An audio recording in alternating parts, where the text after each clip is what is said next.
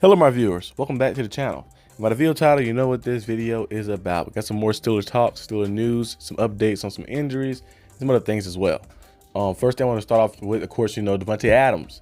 He got traded to the Jets. Now, I don't think the Steelers missed out on getting Davantae Adams because I think he was in line for the Jets. Remember I kept mentioning, I was like, the Steelers might have a chance to get him, but they could be using the Steelers just to drive up the stock a little bit, using other teams to drive the stock up. We know Davantae Adams want to play with his homeboy, Aaron Rodgers. He want to go play with Aaron Rodgers like that, and that was kind of discussed last year. They said he wanted to go to the Jets when they mentioned it. They had the little rumor going around, so I kind of figured he was going to come here to Pittsburgh, but I was just still holding out hope. But maybe he changed his mind. But you know what? I can go there. The team that's 4-2, a team with a good defense, and be a pivotal point. But I guess you want to go back to and like rekindle that connection with, of course, Aaron Rodgers.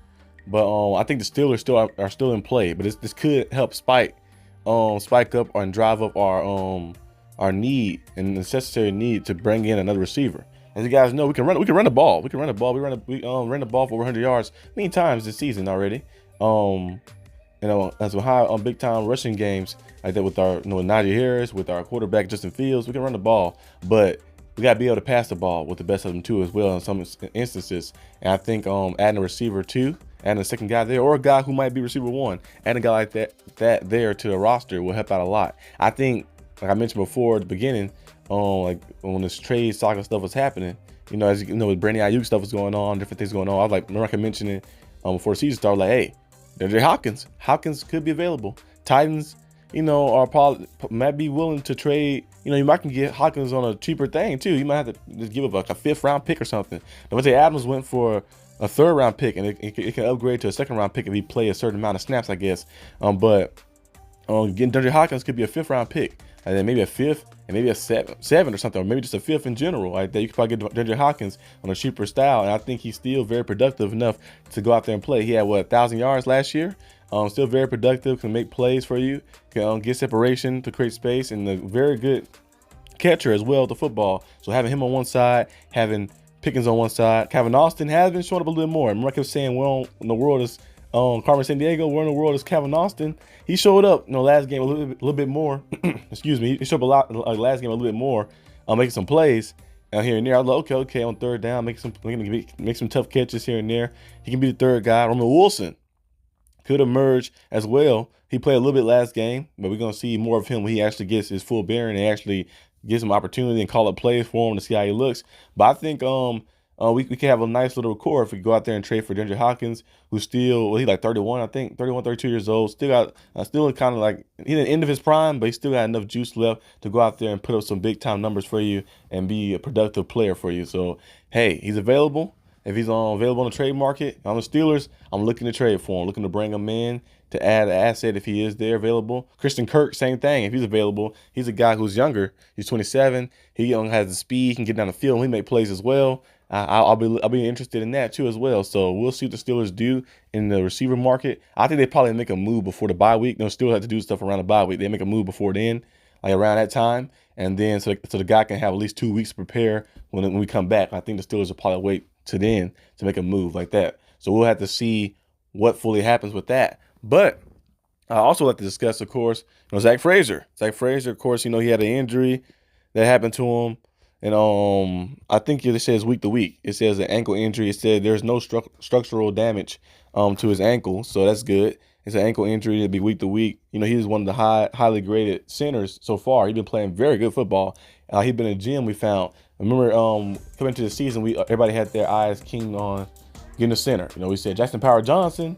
We said Zach Frazier or somebody. Give us get one of those guys like that. Or if we couldn't get those guys hit and praying, give us somebody. We got Zach Frazier, and we got him, I think, in the 2nd round too, right? Got him in the 2nd round, which is very good.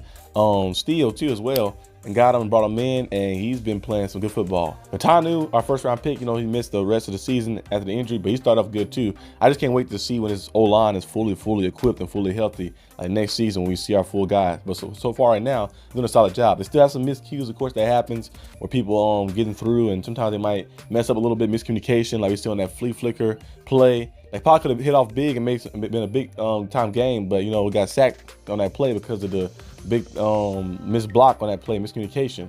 But I think overall, the offensive line has been playing better, and having guys like Frazier being in the hem of it, being in the middle, he has been a game changer for our team.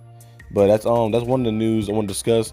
Of course, another thing too as well, Justin Fields. There's been a lot of speculation, people discussing and talking about Justin Fields. Should he stay the quarterback, and should he be the number one, QB1? Like that still. Some fans are calling for Russ to come in still. In my opinion, I don't care who comes in like that, and I probably prefer Justin Fields, because if you're looking to make him the long-term quarterback, you might as well just keep him in so you can go through the good, the bad, and stuff like that, so you can learn with the team this year, and you know you're gonna have him for the long run in the future, like that, and you plan on doing that. So I just roll with him continuously, because I feel like it'd be better in the long run, like that. You can go with Russell Wilson if you want to, but I think Justin Fields has shown us that he can be a playmaker. That's all we needed from last year. Our defense has been good the past 3 years. All we needed was somebody who can make plays and turn the ball over. Big Ben, he did that to a certain extent, but he's a little older though. He was immobile like that. But having a guy who can make plays like with his legs or his arm, Justin Fields making plays.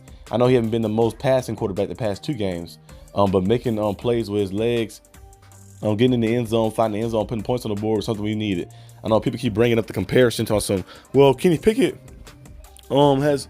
He was throwing touchdowns too, but I'm like, come on, guys, stop comparing Kenny Pickett to Justin Fields. Justin Fields is an amazing player. Kenny Pickett is cool when he was here like that. We supported him, but in reality, we was just lying to ourselves. Justin Fields have shown us they can not only minimize turnovers, but also make plays with his legs, extend plays and extend drives and stuff as well, which is very important. I know he might not be the most pass happy quarterback, have the most crazy numbers in the air, but I think that will kind of get more and more. We're only week 6. We're actually week 7 now. We're only on 7 weeks in. Still a lot of football left to play. But I think Justin Fields should stay the starter because of his ability and the way he's learning, the way he's adjusting, and even when things are not going right in the passing game, he still found a way to make plays and to start the season off 4-2.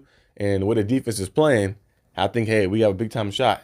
I think our next game is against the Jets, right? Yeah, we put the Jets. Aaron Rodgers, the way he's been turning the ball over a lot, it should be a big time matchup for us. But I think overall, it's going to be a pretty good showing for the Steelers. They just go out there and continue to play their style, play their game, and just continue to roll with Justin Fields. Now, if they do make a switch, which I think not going to happen. I think if it was going to happen, it would have been happening already. But if they do make a switch, I think I'll still be supporting it. But I think it should be best just to keep Fields in as QB1. Let him just keep being the guy, steady going and going and going, and we'll see exactly what else happened. But that's all I have for today's video. Hope you guys enjoyed the video. If you did, leave a like and subscribe for more content. Let me know what receivers you think the Steelers should go after. We know Davantae Adams been traded to the Jets, but I think Hopkins will still be a big time get as well, or Christian Kirk or one of those guys, or anybody else like that. Let me know down below, and let me know your thoughts on Justin Fields being QB1 still, and also your thoughts on the O-line progression as well.